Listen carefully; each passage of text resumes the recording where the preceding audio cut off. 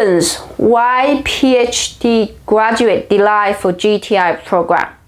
Today I would like to share with you why some PhD graduate deny GTI while their friends might already got it, and what's the reason behind that, and perhaps whether you can actually resubmit your EOI or not. Now, first reason for you deny is because of time. At the time you submit your EOI, the law did not change. However, after you submit EOI and before you got invitation, the law changed.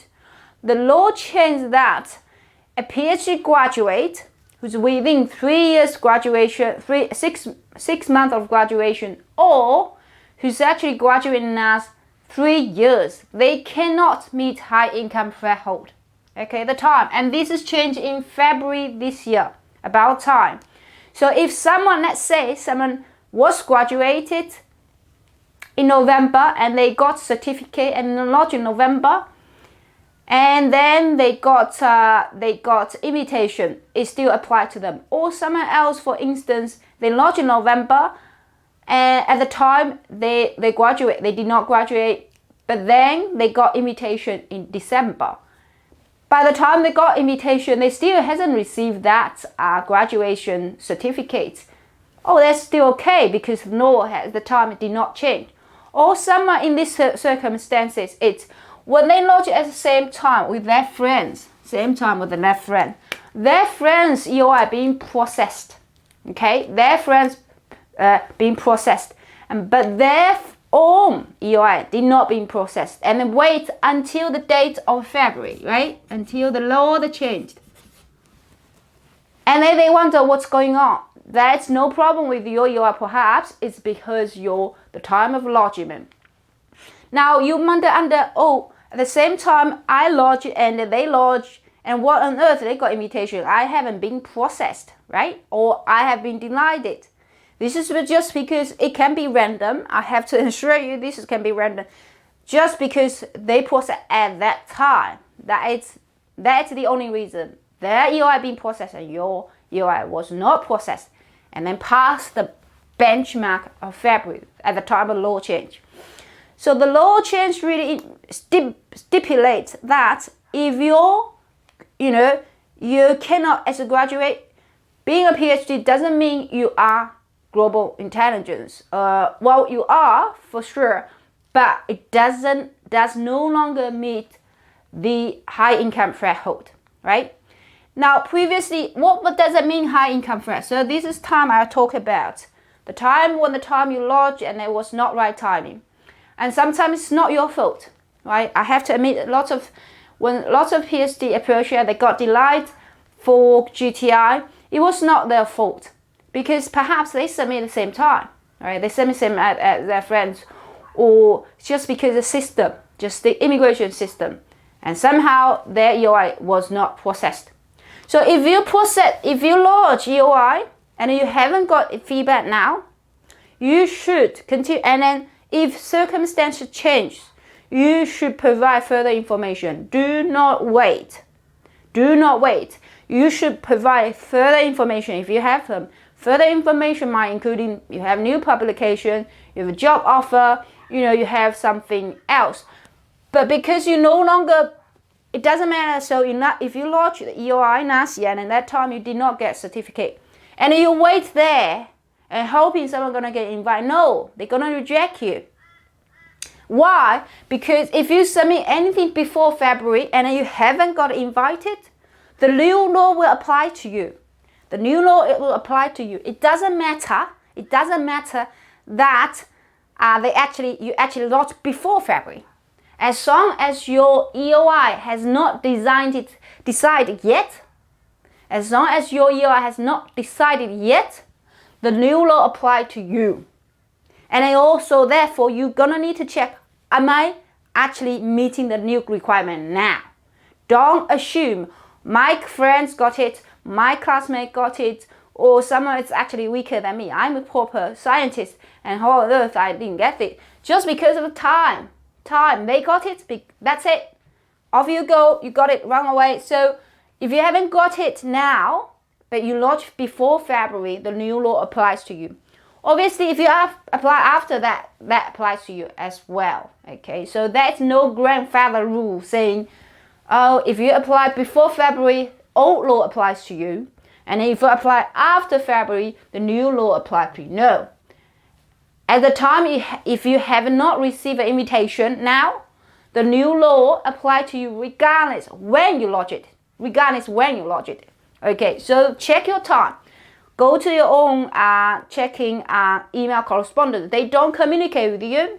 They do not communicate. They don't say, hey, you know, can you give me more information? Sometimes they just reject you. So you're going to check the time when they send you the automatic response and check when actually you lodged it. Time is critical. Another one, it's high income threshold. That's very hard to meet. A lot of people just struggle to understand. Okay, they struggle to understand. And I have, in fact, talked quite a lot of information in this area about high income, and that's misconception towards these criteria. One misconception is, as long as I meet high income threshold, which means I earn high income now, I'm going to get GTI invitation. No, that's not the case. All right, obviously it's not the case because requirement here is international recognized outstanding achievement. So you need to meet whole requirement, everything. So high income has two misconceptions. One, it's as long as meets requirement, high income, or I earn high income now, I meet requirement. No.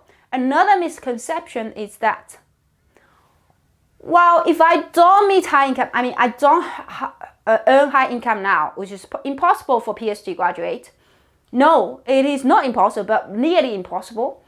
If I don't earn high income now, I'm not eligible. That's wrong too. That's completely wrong. Because for all our successful cases for PhD graduate, none of them earn high income. That is the reason I said impossible or nearly impossible, right? It is just not happening in the market. It's not unless you're US, but you in US it doesn't happen like that. So we understand market. Therefore, you understand it. Why is that? Because you don't understand the wording behind it. The purpose of the GTI is a future industry. Okay, the impact you're gonna have into industry, right? So that it's not naturally, but you will actually need to meet the requirement that you have potential to reach high income in the future. Right? So that's different.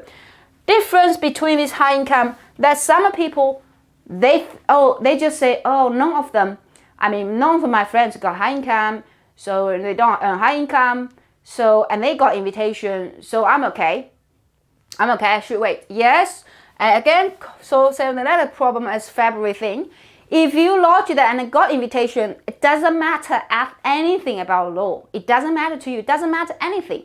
You got it, okay, bye. But you haven't got it now. It doesn't matter about what friends got it. It is about you. That current requirement, do you match with this current requirement? And for the current requirement, yes, you do. You do need to meet high income. So as a PhD graduate, you're going to think about how you're going to say something about this. Why Australian government wants you to evidence this, right? And some people just say it's impossible for me to get a offer in Australia. No, impossible. How come? If you're impossible to get Australia offer, university offer, you may have been a lecturer. Is that possible in your home country, right? Is that possible to some countries they like your skill set now? Is that possible they have a less hierarchy in Australia universities? Or is that possible you can go to the industry? Or is that possible you can start your own business? Is that possible? Don't tell me it's impossible, because someone did it. All of our PhD graduates got permanent visa. They did somehow meet this requirement. And we figured out how. Okay, so don't tell me it's impossible. You gotta figure out. That is something you must meet in order to get invitation now. For the current student, as long as your invitation hasn't received it, regardless when you lodge it, you still need to meet high income threshold now. You're gonna figure out how. Okay, another problem why PhD graduates can get denied in their own research. Okay, in their own. And let me tell you, I think we'll be very frank with everybody. Now, having a PhD graduate is no longer something like it's very rare nowadays. It's actually not that rare. Although lots of local people don't want to do that, but doesn't mean it's really hard to make you become scientists. It is not. So you know your potential. It is not your publication unless you make breakthrough. And none of them, I believe, and nowadays it's very hard, you know. All the research areas, someone has done it, right? All the research area, someone has done it. So your focus is completely wrong when you submit EOR. You try to really make up the publications, long list of publications, and then even your third author, fourth author, you just put on numbers, hoping, oh, my friend hasn't got anything and I've got it. Does it matter? It does, of course, right? It does. It depends on the magazine. You know that impact factor, how much value. But lots of people, we have got lots of graduates who's got PhD, whose PhD got permanent visa. Lots of them never submit, or their thesis never been published, which is common, right? Which is common. So that why they got it? Now we need to focus why this is GTR program anyway. Why? Let me say this. If someone you believe you have a brilliant academic background and you are really good in research, the assumption is, if you want to focus that, assumption is you should have a permanent role at a university. No, of course you say it's two different stuff. All right, don't confuse. No, but we use common sense to understand that. If you want to focus on academic, and you feel, oh, that's a lot of competitors, okay? Because your research area, it is not breaking through theory unless you study physics, right? It's not breakthrough. So therefore your focus, never think about my focus. Obviously you're going to list out your qualification and this, that, but focus is not about your academic background, because everybody has it. The same graduate, they have the same thing, and perhaps they have less than you. So therefore your focus should be focused on that. Your focus should be focused before you started PhD. Have you done anything that makes yourself outstanding? Okay, so therefore, you know, your focus will be more than that. It will be focused on but before your PhD, right, and after. Okay, so lots of people PhD graduate focus a lot on my research area is bam. But when we ask, have your thesis been published? No. So who said you did really good? Apart from your supervisor, your boss, who said so? So no. So nobody knows your work. How on earth you are claiming that you are top scientist? It just really doesn't make sense, isn't it? I'm sure that you've done some works here, which is awesome, and I'm sure that it's awesome. The focus here, therefore, I'm trying to really explain to you that making decisions, these are people are not PhD graduate in your industry, in your field, and they really don't understand what's the impact of industry. And sometimes even you have some findings. It takes years really for the industry and market to realize that. Yes, so that's a time lap between science and practice. So it is very hard for you to really just going out, tell them, I have this, that, and publish this and that. If your PhD thesis hasn't been published and you claim you're really top on your research area, and then we find out no, because we know someone else has actually done better than you in the exact same industry. The focus is wrong, so that's the reason you can reject it, because you never focus anything before and after. After means once you've got certificate, graduation, and thesis submitted. Well, people explain to me a lot, it's not like that. We have to submit to the examiner, and then they come back and feedback, but my work's outstanding. Well, I don't know, right? Because now look at myself, it's no longer an immigration expert. I think if I'm a decision maker, I am not your expert, topic expert. I'm not going to read your thesis, and I don't understand anything you're talking about there. So how on earth I make judgment? I don't make judgment by reading through how significant you are in that paper. I make judgment what appears before me. right? So overall, we have 3 reasons today. I outlined why your PhD graduate can be denied for GTAT program. One is timing. You've got wrong, you submit in wrong timing, and wrong timing is not your fault. Sometimes it's a policy, okay? And you just need to understand whether you submit in wrong time and what's going on with that. Another one is because of no policy, emphasize a lot of ability to earn high income in the future. Then some people just forget about that, leave there for a very long time, and their EOI, it doesn't matter how long they wait for the EOI, they could be rejected if they don't meet the requirement. It doesn't matter. So waiting doesn't make your chance become better. It actually makes your chance become less. Why? You have not been picked up by the system, means something wrong with your EOI. So you're gonna really emphasize think about whether you can meet these requirements now and what else you can do in order to meet the requirement if you haven't got your feedback yet. Another factor is about focus. People focus too much about their academic background. They focus less about their achievement before and after PhD and what implication in their real life. Especially sometimes they have 3 topics they explore in the past. Some of the topics really become common sense, and I have to be really, from my point of view, some of the research topic, it's not that exciting. So you should focus something that's really exciting. I hope this one helped you.